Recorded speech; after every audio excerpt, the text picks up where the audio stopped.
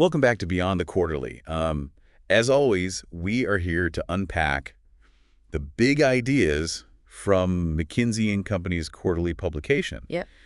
But just to be clear, we're not affiliated with McKinsey in any way. Right. Think of us as like your independent Sherpas guiding you through the sometimes dense world of business insights. I like that. And today we're tackling a topic that's been on everyone's mind, the future of the office. Yeah, it's a fascinating area. Especially considering like the dramatic shifts we've seen in recent years. Definitely the way we work has fundamentally changed. For sure. And that has huge implications for the spaces we work in. Exactly. And we're going to be digging into the McKinsey quarterly article, The Future of the Office, which offers some pretty thought-provoking perspectives. Yeah, definitely. I don't know about you, but I'm still trying to figure out what return to office even means these days. Right.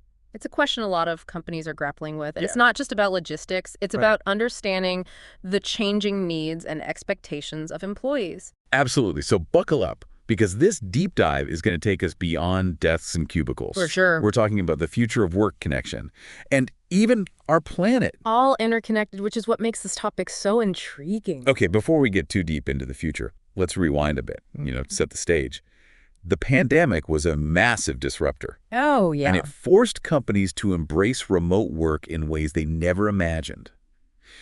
McKinsey's research highlighted this shift, noting a significant drop in daily office attendance and overall demand. Uh-huh. But here's the kicker, and it's a bit of a shocker.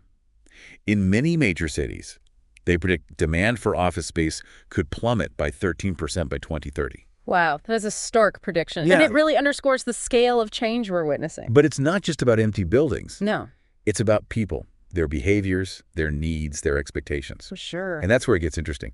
What I'm curious about is how this shift is impacting the very purpose of the office.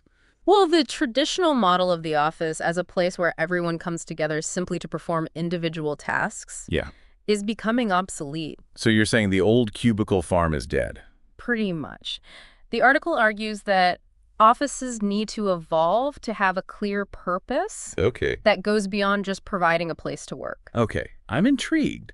But what does a purpose-driven office actually look like? Give us some specifics. Think prime locations, Okay.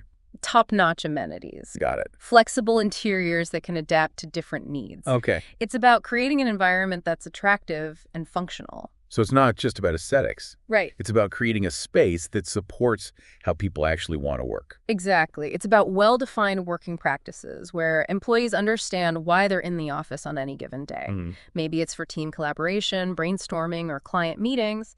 The key is that the space is intentionally designed to support those activities. That makes so much sense. Yeah. Instead of just defaulting to being in the office, you're making a conscious choice based on what will be most productive and beneficial. Right.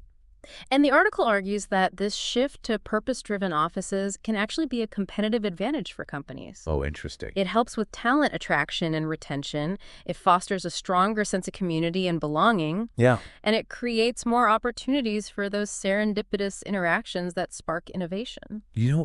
You're right. Some of my best ideas have come from those chance encounters with colleagues in the hallway or over coffee. Yeah. There's something about being physically present in a shared space that fosters creativity and connection in a way that virtual meetings just can't replicate.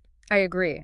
And that brings us to another key aspect highlighted in the article, the role of the office in building social capital. We're social creatures by nature.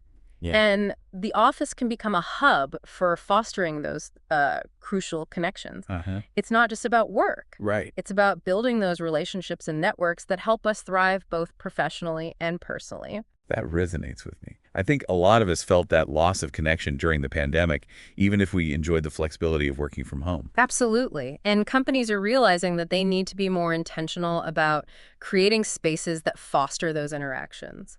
So it's not just about providing a place to work. It's about creating a sense of community.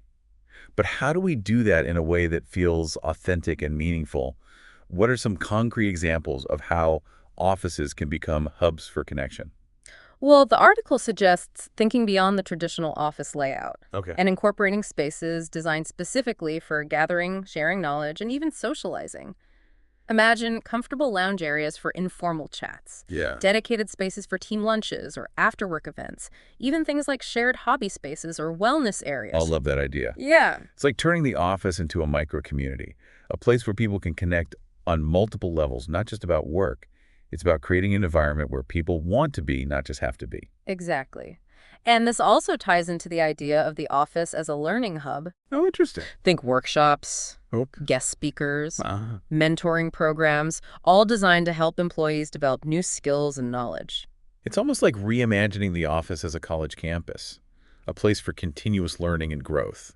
Oh, That's so much more appealing than the old image of rows of desks and endless meetings. yeah. And let's not forget the role of technology in enhancing this vision of the future office. Yeah, for sure. The article talks about digitally enhanced offices, Okay. which, to be honest, sounded a bit jargony at first, but as I read more, I started to get excited about the possibilities. Yeah, it's not just about having good Wi-Fi, right?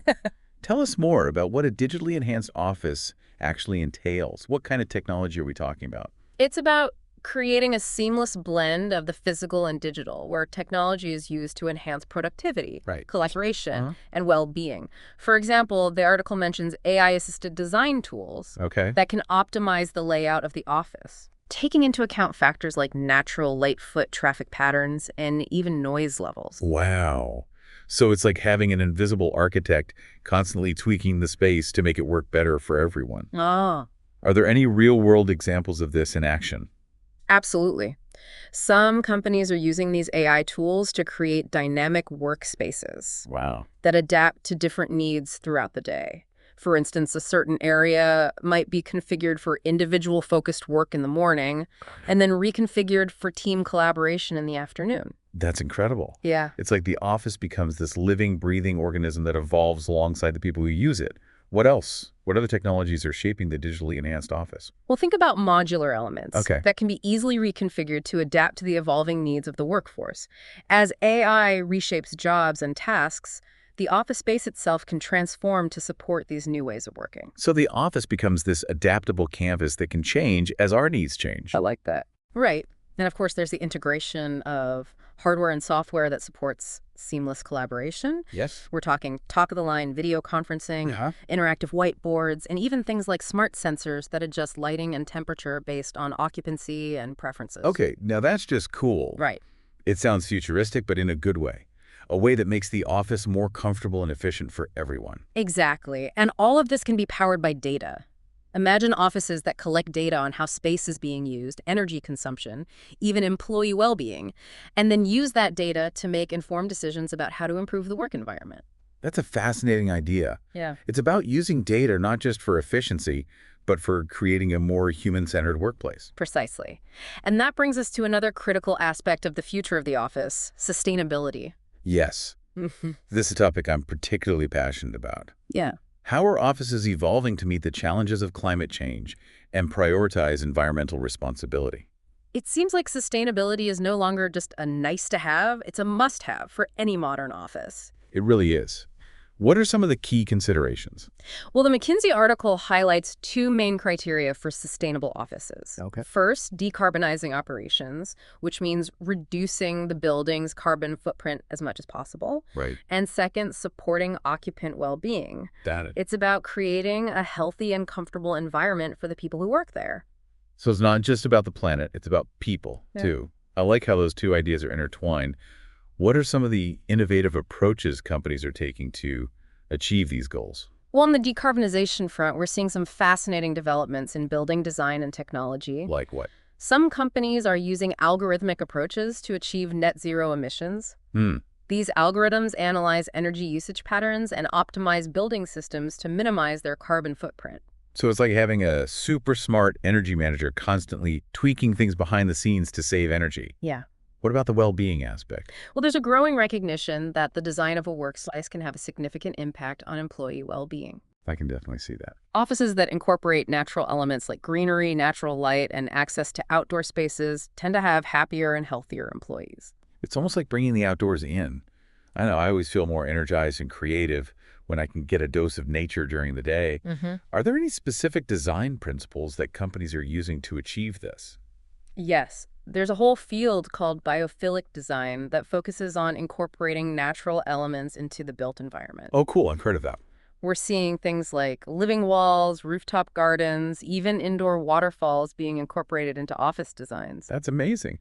It sounds like offices are becoming less sterile and more like, well, places where people actually want to spend time. Exactly. And it's not just about aesthetics. Studies have shown that exposure to natural elements can reduce stress, improve cognitive function, and boost creativity. So it's a win-win for both employees and employers. Speaking of win-win, I was also intrigued by the idea of offices as data sources for energy use and emissions. Can you elaborate on that? Sure. Imagine buildings that can track and report their environmental performance in real time. Okay, yeah. This data can then be used to identify areas for improvement, make adjustments to building systems, and even empower tenants to make more informed choices about their energy consumption. It creates a level of transparency and accountability that I think is really important. It's not just about companies saying they're committed to sustainability. It's about being able to actually measure and track their progress.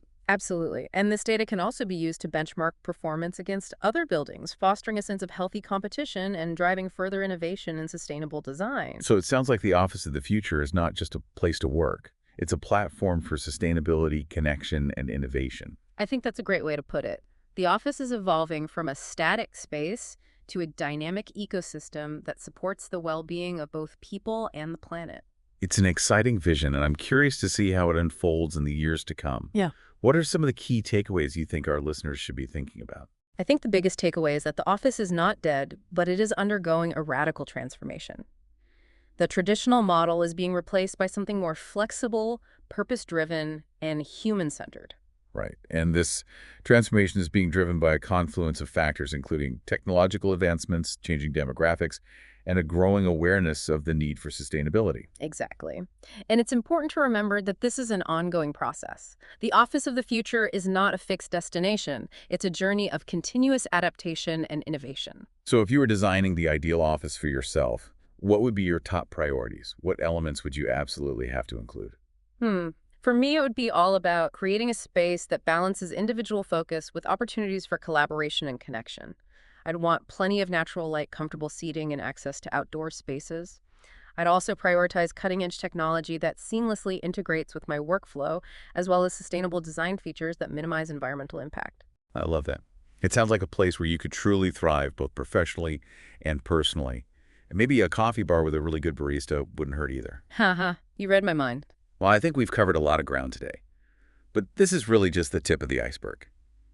If you're interested in learning more about the future of the office, I highly encourage you to check out the full McKinsey quarterly article, The Future of the Office. You'll find even more fascinating insights and thought-provoking ideas. Absolutely. It's a valuable resource for anyone who's curious about the future of work and the workplace. A huge thanks to our expert for sharing their brilliant insights with us today. And to our listeners, thank you for joining us on this deep dive. Until next time, keep those knowledge-seeking minds engaged.